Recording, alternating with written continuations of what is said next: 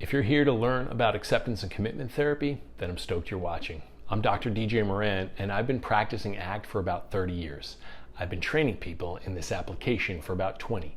I've been yearning to start a YouTube channel about ACT for quite some time, and then something really cool happened recently to inspire making a commitment to get it launched. I was teaching an ACT webinar with over 3,000 people in it, and in the Q&A function of the Zoom dashboard, it was just blowing up. There were hundreds of questions and I couldn't answer them all and continue with my slideshow, so I pivoted. And I said I'd answer the questions after the training on this video channel. So this is going to start out really low tech. I don't have a team of folks that are helping me out with this stuff, so I hope you're not here for the production values, but rather to get some perspectives on contextual behavioral science and its major application, acceptance and commitment therapy. I'm mostly planning on answering questions that I get in my live webinars, live workshops, that I get in my inbox, that I see on different social media sites, and I hope you find it valuable. So let's go. I received a question about acceptance and commitment therapy through email after a workshop. Hi, Dr. DJ, great training. I like your sense of humor. Thank you. And I also like the model. It's close to what I already do as a counselor. You say that Act 6 components are to be used flexibly. Since the model is new to me, I still have to ask, where do I start? I get that the model is flexible, but I'm new to it, so I don't really know where to begin. The training was really amazing, Lisa. Thank you very much, Lisa. This is one of my favorite questions to answer, so let's get into it. It's quite often that I get this kind of question, especially after a webinar, especially a one-day webinar where I teach ACT from this hexagon model. And after it's all done and I'm talking about using ACT in a flexible manner, it all depends on what the client's showing up with in that particular moment, that you might select one of these components to the ACT model. And that's what you would address the client's clinically relevant concern with.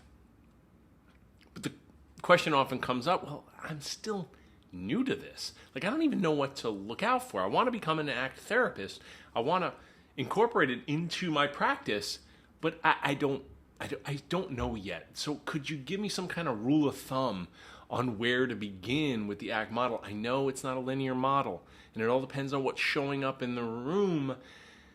But can you give me a hint? Can you give me some kind of rule of thumb? And I will say, well, I can't give you a rule of thumb because that is a politically incorrect term. And I'm not going to talk about that right now, so you can look it up on Google if you want to. But I don't use the word rule of thumb. But I do use the word heuristic. I'll give you a heuristic. If you're trying to select like where to start with a client using acceptance and commitment therapy, I would say one of the things you'd want to assess for or discriminate is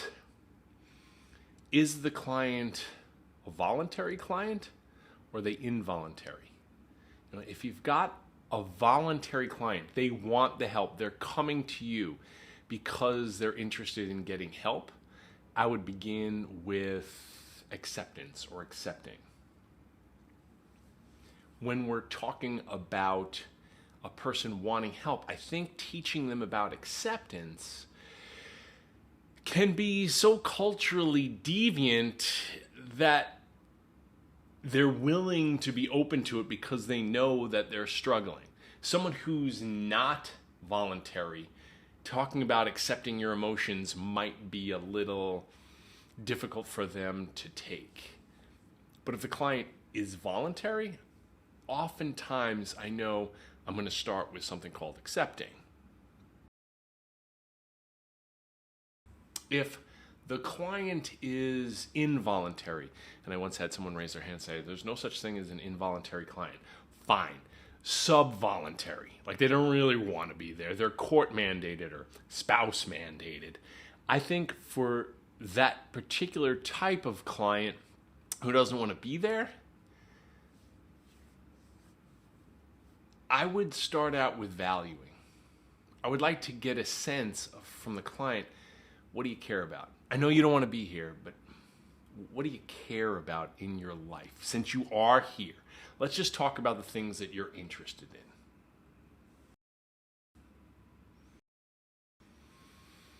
But going back to the ACT hexagon, if the client is voluntary, they want the help, we've got a pretty cool intervention that we can use called creative hopelessness.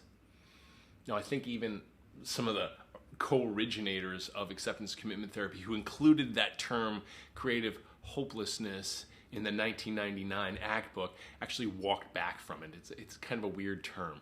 But I'll demonstrate what we're talking about, okay? The client wants help, and they're coming to see you. And one of the things you'd probably do early on in therapy is assess, what have you been doing so far in order to deal with this particularly clinically relevant concern that you're struggling with?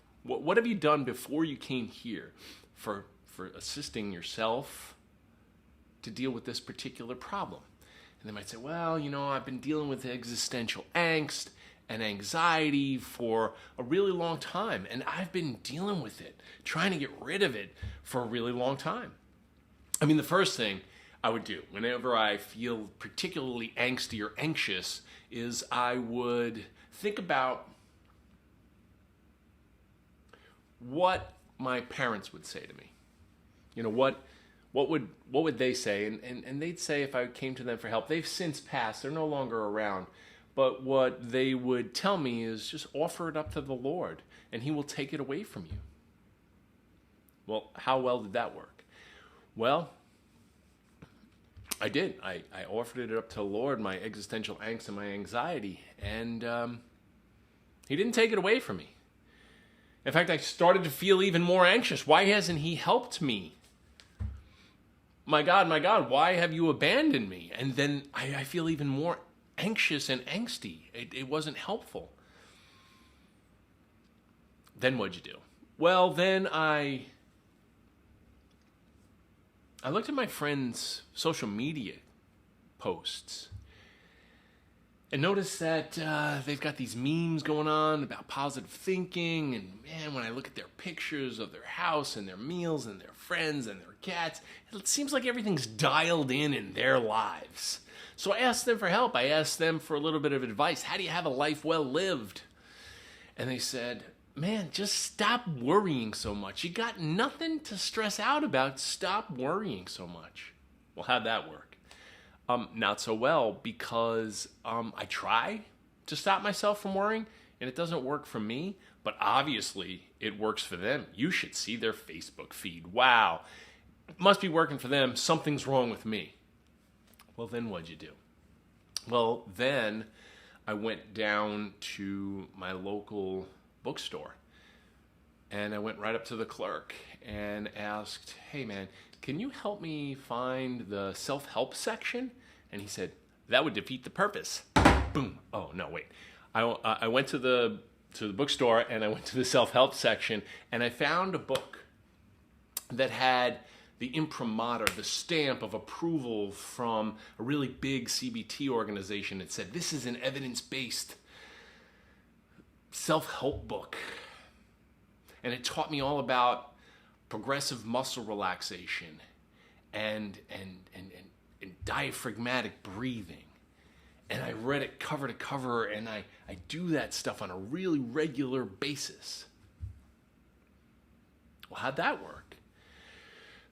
Not so well. Like, I know my blood's oxygenated and my calves feel like pizza dough, but I'm still freaked out by my existential angst. Then what'd you do? Well, I did what millions of people do every week. I went down to the corner bar and started telling the bartender my woes. Well, how'd that work? I don't know, he listened for a little while, and then he said, here, buddy, this next one's on me. Then I did the shot. How'd that work? It was disgusting. It burned the back of my throat. Well, then what happened? Well, then I did another one, and then another one, and then I don't remember what happened. But I did wake up the next day after a blackout with existential angst, anxiety, and a hangover. And even heightened anxiety, because I was wondering, am I starting to deal with my problems with substance use disorder? you see what what I've been doing is I've been working so hard and trying to get rid of my anxiety. I've done so many things. And a therapist, maybe an ACT therapist, maybe a Weisenheimer like me would say, with this kind of style, I don't recommend this style if it doesn't fit you, but I'd say, I don't see you trying many, many different things. I see you trying one. You're trying to get rid of it. You're trying to get rid of your anxiety. And you know what? That's kind of hopeless. You're not hopeless. You aren't. Your agenda is, though. You're trying to get rid of the human condition. You're trying to get rid of the way you feel. And I know why. Because this is the way we get trained to deal with our emotions when we're pretty young. I mean, look at what you did. Just check it out. You said that you talked to your parents, or you thought about what your parents would say to you, and you said, offer it up to the Lord.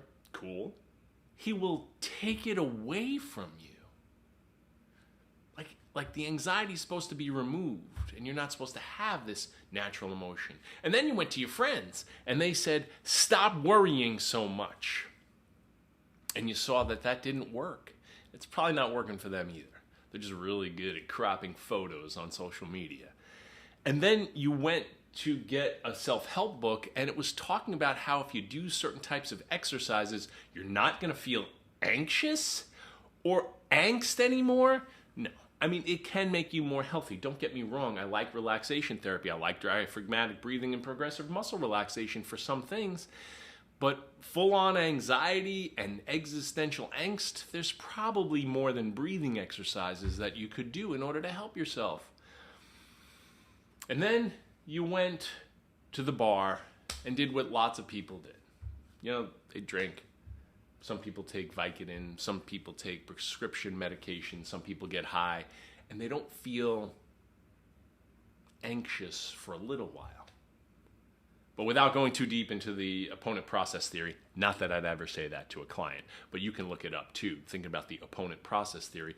After a high, there's going to be a crash. And while you're in that crash form, then you're going to feel pretty crummy again. And then you do something to try to get rid of it. Because now it's even worse. Just like this client. You drank, I might say, and then you woke up the next day feeling even worse. So trying to control the issue, well, it's hopeless. Look at what you've done. You say you did a lot of different things, but really, the thread that puckers the material of all that is you tried to get rid of it. I think that's hopeless, that agenda. Again, you're not. But the agenda to try to get rid of the way you feel is. We're going to be creative in this situation. We're going to, in our therapy together, look at it a little bit differently. What I want to talk to you about is the idea that sometimes things show up in your life. And you've been taught that they need to be gotten rid of, offered up to the Lord, and He will take it away from you. But a lot of times you find yourself in it. And then I would go into the tried and true finger trap metaphor. For some folks, there are other metaphors that you could use. There's a lot of really good resources out there. But I think that creative hopelessness sets the agenda. That in here, we're not going to try to get rid of your private events, your emotions, your sensations, your urges. We're going to talk about a way to have them, to just simply have them. I think that's a good heuristic to use if the client is voluntary. They're coming to you for help on purpose. But as mentioned, there are different places to start with the ACT model. Depends upon what the client is coming to see you about. So sometimes the client might be involuntary or subvoluntary, and the idea of acceptance might sound like too much psychobabble to them. So what I would suggest, if a client doesn't want to come and see you, I would suggest working with valuing. Valuing is the thing I would start with a lot of the times, because sometimes a client will come to see you and say, I don't want to be here. I really don't want to be here. I don't want some shrink getting up in my head. I don't want to be here. So what I would say, and I used to work with folks who were on parole and different folks in the prison system. Every once in a while, they would just say to me, "I don't want to be here," and I'd say, "I don't want to be here either. I don't want to be here with you either. I only want to be with people who want to be with me. If you weren't here with me, where would you rather be?" Boom. Perfect foray into talking about values, because they'll launch into it. It's like a little bit of cognitive dissonance. Oh, you want to know where I'd rather be rather than here? Here you go. So those are just some preliminary ideas on where you could begin. Remember, ACT is a very flexible model, so you're going to want to respond depending upon what's showing up in the room with your client.